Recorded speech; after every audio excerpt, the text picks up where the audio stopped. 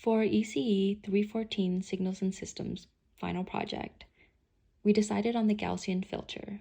The team members involved are Madeline Huang and Grace Dean.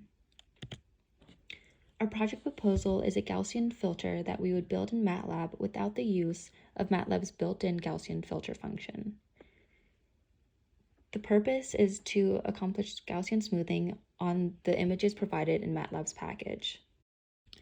This project applies to signals and systems through image processing, and we also used a topic covered in class of convolutions to build this Gaussian filter.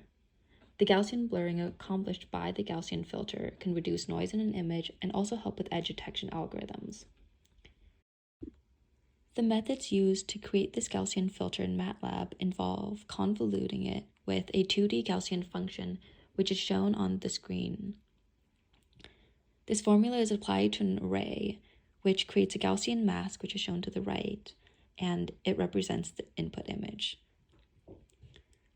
There are multiple different ways to accomplish this, including FFTs and then also using different matrix equations. However, we chose to use a convolution operation since it uses a significantly smaller kernel. This is something that is shown in the video overgoing the MATLAB code.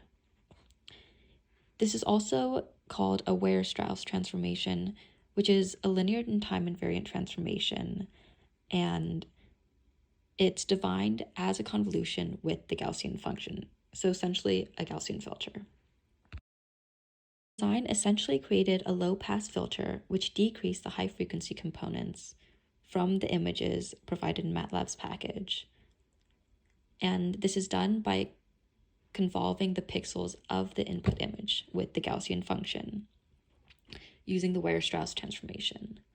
The convolution is performed in the x direction and then the y direction, with the kernel being the center pixel of the mask. The filter then outputs a weighted average of the center pixel's neighborhood and then preserves the edges of the images. The images used in our Gaussian filter were provided by the image processing toolbox from MATLAB. They include 2 black and white photos and 1 in color. The top right being pout.tiff, cameraman.tiff being the middle, and peppers.png being the photo or image in color. As a summary, we've learned many new things from this project, including how to use new functions and toolboxes within MATLAB, and our understanding of applying convolutions in 2 dimensions, the use of MATLAB, and also applications of Gaussian averages is significantly deeper.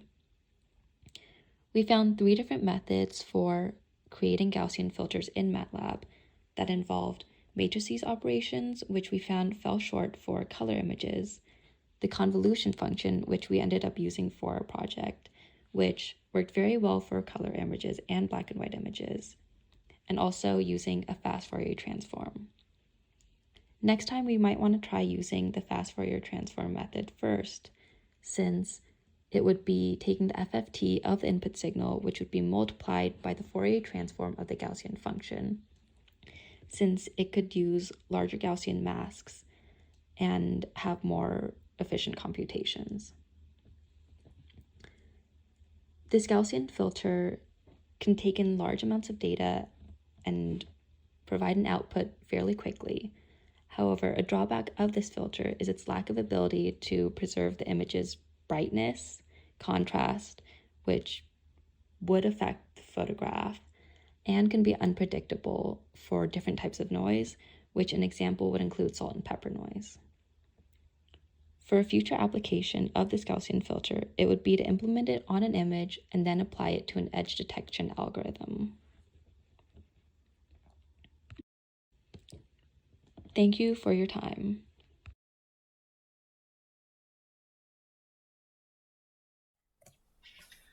This is a walkthrough of our final project for ECE 314. We chose the Gaussian filter project in MATLAB. The students involved were Madeline Huang and Grace Dean. Our Gaussian filter design was based on the convolution function in MATLAB. We started with a Gaussian kernel. The kernel could be any size. We chose a size of 9. And we started with a sigma standard deviation of 1, which is quite small. A Gaussian filter will smooth a two-dimensional image. It will also remove Gaussian distributed noise. When it blurs the image, it acts as a low-pass filter, it removes high frequencies. The first step in creating our Gaussian kernel was to make sure that we had a kernel of size 9 that was centered on the origin, this line here. We created a mesh grid, which is a 2D grid for the Gaussian function to be applied to. This is our Gaussian function. The only part of it that's missing is the scaling factor so that we can normalize our function. We do that at a later step. I'm going to go ahead and run the code so that you can see a three-dimensional surface plot of our non-normalized Gaussian kernel. You can see in this three-dimensional surface plot that we have quite a sharp incline, and most of the weight of the Gaussian filter or the Gaussian kernel is in the center at the origin. That will change as we have larger and larger sigmas. At this point, this is the step where we are going to normalize our Gaussian kernel. The way this is accomplished is by taking the Gaussian kernel and dividing it by the sum of all the values in the Gaussian kernel matrix. And when we do that, we end up with a normalized Gaussian kernel function. I'm going to take us to the command window so that you can see this is our Gaussian kernel before normalization. The central value is 1, that's where the greatest weight is. The normalized kernel here, the central value is still the largest, but all these values together sum to 1.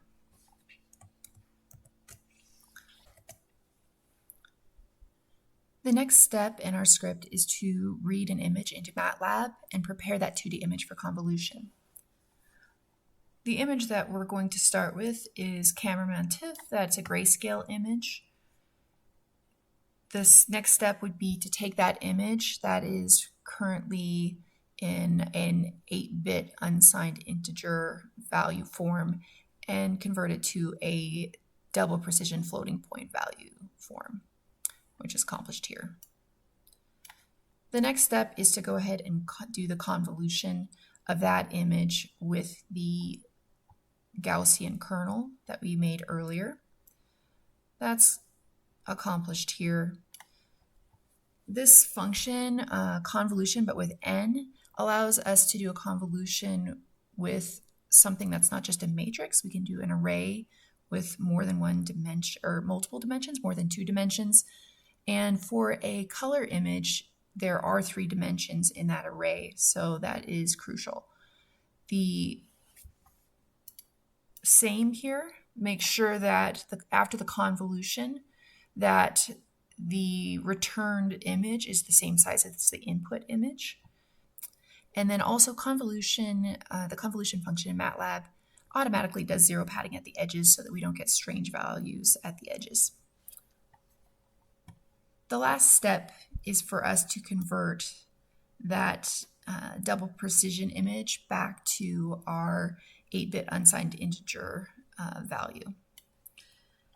And I'm going to go ahead and run this script so that you can see our original and our filtered image. All right, so here's our original image. Our filtered image is only slightly blurred. So I'm going to take us back to the top and let's change our sigma value to 3 and run it again. You can see this is significantly more blurred. Okay. Let's change out our image here for this one, Pepper's PNG. That is going to be our color image.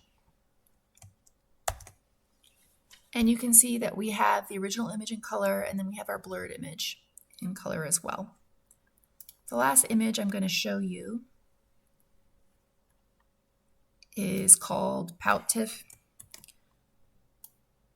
This is another grayscale image, but I want to show you that, first of all, I'd like to show you that we can make the sigma even larger. Like, let's do something a little bit absurd. 10. We'll change our Gaussian kernel to 30, size of 30. I'm going to run it. And yeah, you can see that we've almost lost the image through the blur altogether. Okay, let me change that back to something reasonable again. Okay. There's two things that I would still like to show you. The first is a three-dimensional surface plot of our normalized Gaussian kernel, but with 3 sigma. The last thing that I want to show you is how our blurred PoutTIFF image compares to the MATLAB function, which is the pinnacle of blurring performance in MATLAB. So I'm going to run our script. Okay, I'll stick these to the side for a second. So you can see this is our normalized Gaussian kernel, but this is with sigma 3. And you'll recall that with sigma 1, we had a very, very steep incline, and all of the weight was centered around the origin. Our weight has been more evenly distributed now, and that is reflected in the blurring of our images. Comparing the two images, this is the image from the filtered image from our filter, and this is the MATLAB filtered image. You can see that they are pretty close. I would guess there is some variation in the size of the mask. I'm unable to see what they chose for that.